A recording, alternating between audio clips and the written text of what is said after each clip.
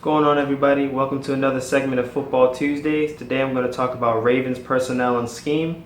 And as usual, if you want me to talk about any other NFL news or any other football teams, just comment below and I'll make sure to hit it up in future videos. Alright, so first of all, I'm going to talk about a little bit of personnel changes with the Ravens football team. There's not really too much of a difference from what I talked about last week in the roster.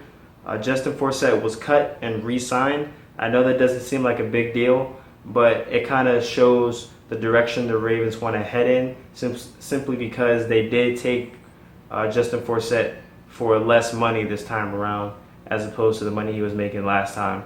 Also, bubble player that I wanted to talk about from last week, Jeremy Butler, did not make the team. He was cut and instead chose to sign with the Tampa Bay Buccaneers, so I wish him the best of luck there. In other news, we did sign Devin Hester, a prolific NFL return man. He's played for the Chicago Bears and the Atlanta Falcons. He has the record for most NFL kick returns and punt returns in NFL history, and I think his addition to the team is really good for special teams purposes, but not too much for offense purposes because he's never done too much as a receiver. Anyway, I think this is going to be a really big year for Joe Flacco, simply because this is the second year of Mark Trestman being an offensive coordinator, and he really does like to pass the ball. I know we did keep the offensive scheme from Gary Kubiak from a couple years ago, but I think we're going to be more pass-oriented than we were in previous years, simply because Joe Flacco has been that much better. He's shown that he can be a leader of the team, and we don't have the same amount of, or the same personnel grouping for running backs to really make a difference in the running game like we have in previous years. That being said, the run will still predicate the pass, and by that I mean we're going to run first, pass second on quite a few situations, and we're really going to try and have at least somewhat of a balanced offense, maybe more pass oriented than I'm talking about here in the video, but for the most part, we're going to kind of keep a pretty even balance. We're going to see a lot of change in vertical attempts. I know we were constantly saying we had a lot of vertical attempts in previous years because Joe Flacco has such a big arm, but those weren't really built into the system like they are now, simply because we didn't have the speed group personnel like we do now, like with Steve Smith, Mike Wallace, Brashad Perriman, Chris Moore. We just have a ton of fast people that can just run down the field or even catch the ball short and just make a run for it. We haven't had that in previous years, and it's kind of forced Joe Flacco to dink and dunk and rely on his tight ends a lot more than we probably wanted to in previous years.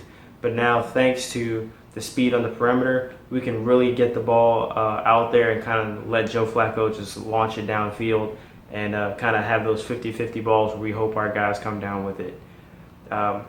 Just like last year, we're going to have a lot of people, or we're going to have a lot of plays where we have the bootleg, which is basically a play action fake to the running back, and you're going to get Joe Flacco on the move, and because he really thrives at throwing the ball well on the run, kind of getting out some space. He can see the field well, and it allows our receivers to get a little bit of extra separation since they aren't the best route runners in the world. They're just really fast, so it kind of helps him get a little bit of separation, and he can just launch it deep and let him get to that ball.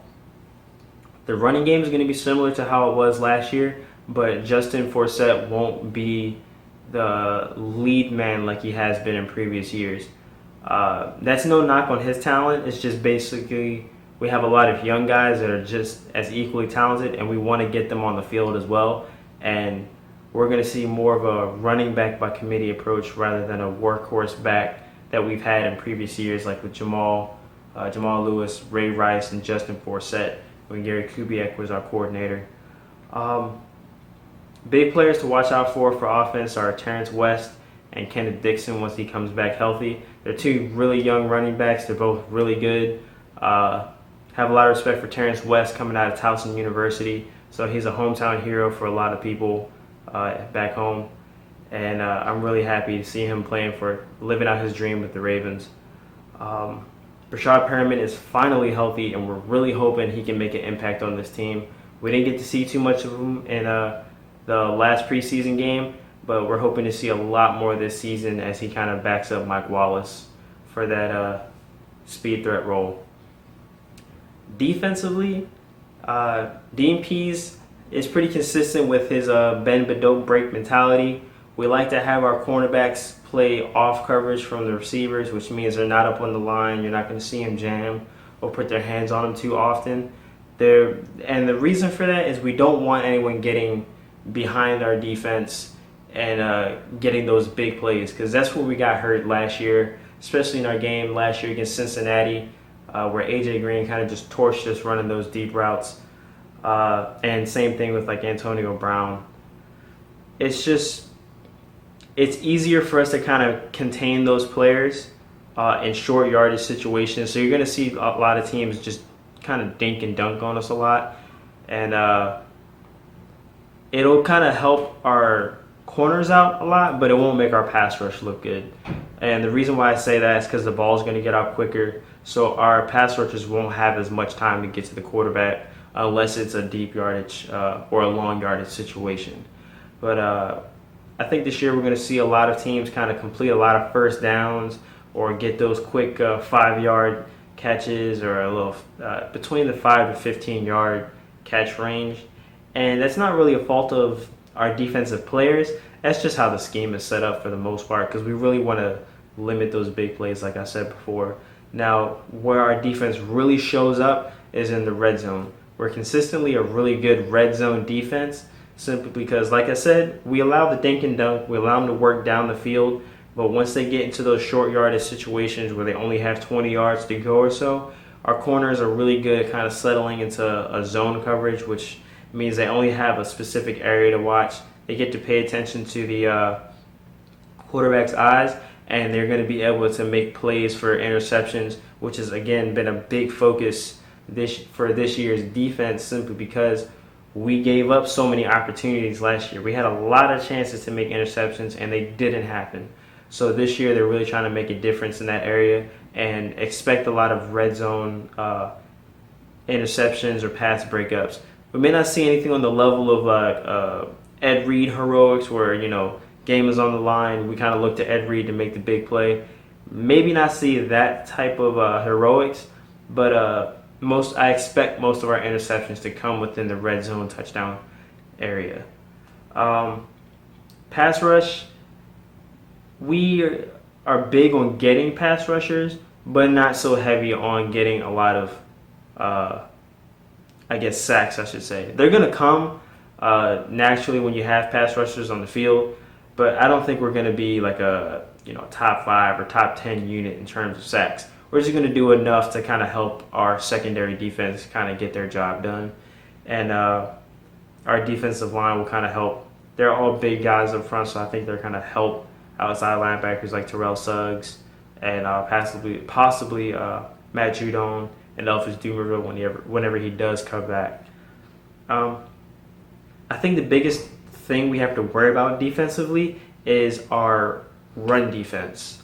We have the manning to kind of put our foot down, but scheme-wise, I'm not really sure how it's going to go. We do run a 3-4 defense, which basically means we have 3 defensive linemen up front and then 4 linebackers. Usually that is kind of geared to stopping the pass.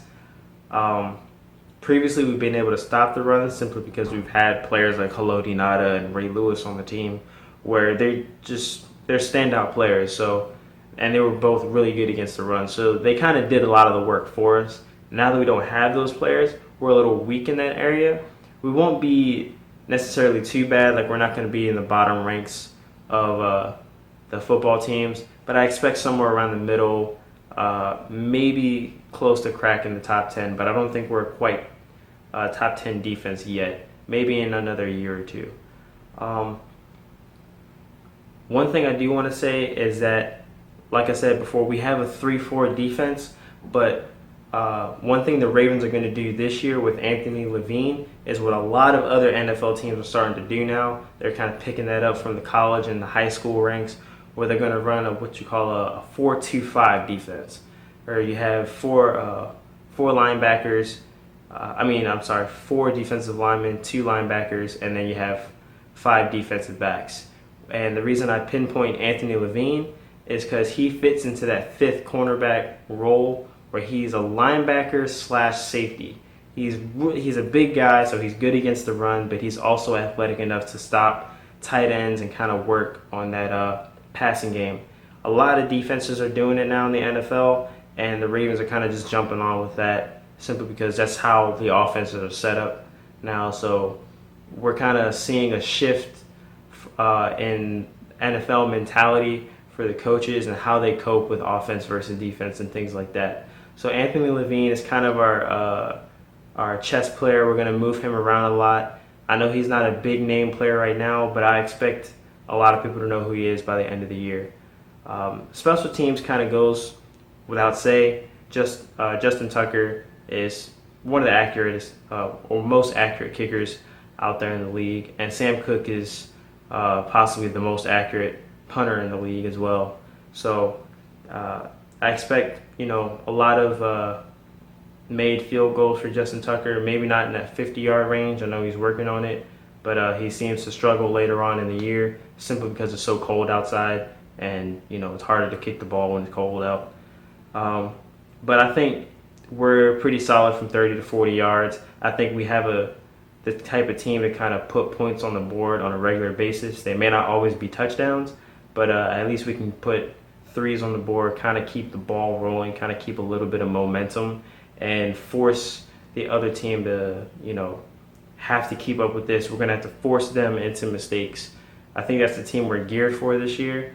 And depending on how well other teams play, I think we have a shot of making the playoffs in a wild card position. I don't really see us taking the top seed. I kind of see the Steelers taking it, unfortunately, but they're just a really dominant team this year.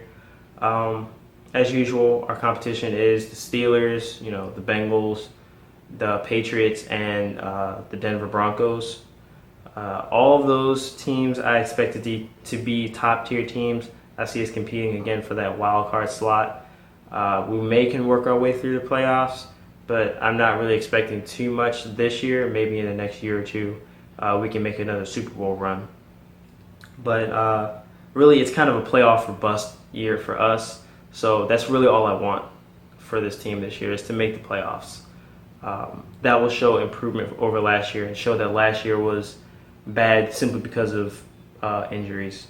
But anyway, I hope you liked this video. Again, if you have any other further questions about any other teams or news, make sure you comment below. Like, share, subscribe. See you guys later.